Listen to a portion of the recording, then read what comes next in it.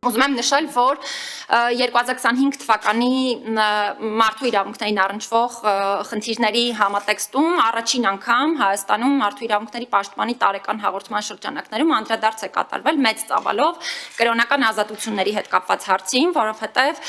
տարեկան հաղորդումը երբևէ այդպիսի ծավալով չի ունեցել կրոնական ազատությունների հետ կապված հարցին անդրադարձ, մասնավորապես խոսքը եղել է ինչպես կրոնական փոքրամասնությունների, այնպես էլ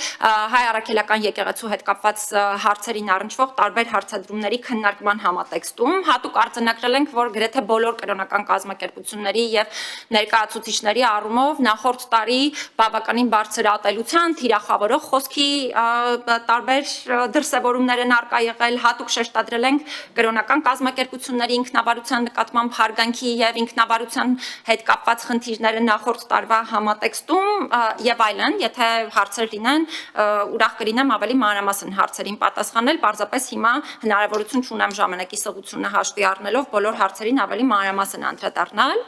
Քրեական վարույթի շրջանակներում մարդու իրավունքների երաշխիքների հետ կապված հարցերն են մեր ուշադրության կենտրոնում, ինչպես միշտ այս քննարկման շրջանակներում կուզենամ հատուկ ընդգծել անմեղության կանխավարկածի հետ կապված խնդիրների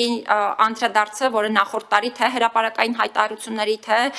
մնացյալ այլ համատեքստերում հատուկ քննարկման առարկա է եղել։ Կալանքի առումով շատ եմ խոսել հրապարակային եղանակով այս հարցի մասին, հիմա էլ պետք է նշեմ, որ շատ խնդրահարույց է մնում Հայաստանում կալանքի կիրառման պրակտիկան եւ այս առումով մեր կողմից դարձյալ բազմաթիվ են արձանագրվող խնդիրները, իհարկե չանդրադառնալով կոնկրետ անհատական դեպքերով դատական ակտերին, այնուամենայնիվ ես պետք է նշեմ, որ այս խնդրի դիտանկյունից պետությունը միանշանակ պետք է շատ լուրջ գործիքներ եւ կառուցակարգեր կիրառի ու ի վերջո լուծի այն խնդիրը, որը տարիների կտրվածքով կուտակվել է եւ այդպես էլ չի հաղթահարվում, այսինքն եթե հետ նայենք շատ երկար տարիներ առաջ եւ հիմա, սա երևի միակ ոլորտներից է, որտեղ խնդիրը գրեթե նույն տրամաբանությամբ շարունակվում է։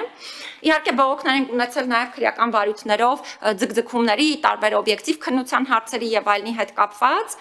բայց կուզենամ հատուկ անդրադառնալ, որ այս տարվա կտրվածքով գործարարության ոլորտում իրավունքների պաշտպանությունն է մեր հատուկ ուշադրության կենտրոնում, սա մարդու իրավունքների պաշտպանի առաջնահերթություններից է այս տարի եւ այս համատեքստում մի շարք բողոքներ ենք ստացել տարբեր գործարարության ոլորտում գործունեություն իրականացնող տարբեր կազմակերպություններում կլինեն դրանք հանրային սննդի օբյեկտներ կամ մի շարք այլ կազմակերպություններ, օրինակ տարբեր քրեական վարույթների համատեքստում օրինակ, կապարակնքելու, տարբեր քննչական գործողություններ կատարելու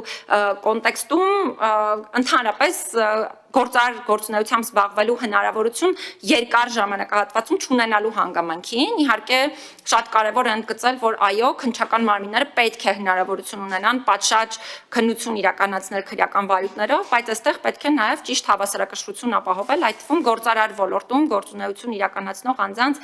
իրավունքների տեսանկյունից։ Քրեական պատասխանատվության հարցերի առումով մշտապես եմ իհարկե խոսել նախորդ տարի, հիմա էլ ասեմ, հատկապես խոսքի ազատության խախտման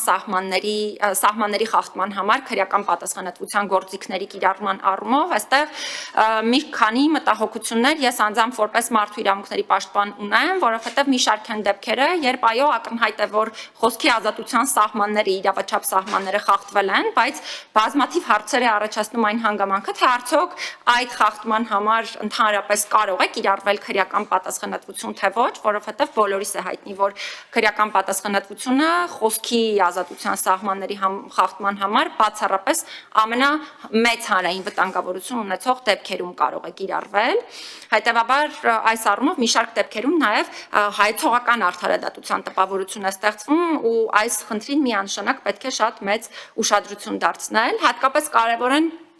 սոցիալ-տնտեսական իրավունքների տեսանկյունից հատուկ շեշտադրեմ աշխատանքային իրավունքների ոլորտում արկա բազմաթիվ խնդիրները, այս ոլորտը կարծում եմ Հայաստանի Հանրապետությունում ամենամեծ բարեփոխման ենթակա ոլորտներից է, որովհետև սկսած աշխատանքի անվտանգ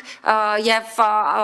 առողջության միջավայրի պայմաններից մինչև աշխատանքային իրավունքներին առնչվող այլ հարցեր, օրինակ արտաժամյա աշխատանք, դրա հետ կապված սահմանափակումների պահպանում կամ գործադուլի իրավունք, որը ըստ էության կարծես Հայաստանում այնպիսի կարգավորումների է ենթարկված, որ ուղղակի անհնար է իրավաչափ եղանակով պատշաճ գործադուլ կազմակերպել եւ իրականացնել, սա կարծում եմ պետք է դարձյալ լինի ուշադրության կենտրոնում, սա եւս մեր այս տարվա գործունեության կարևոր ուղղություններից է, նախկինում էլ է եղել, բայց այս տարի հատկապես սրան ուշադրություն ենք դարձնում այս ոլորտին,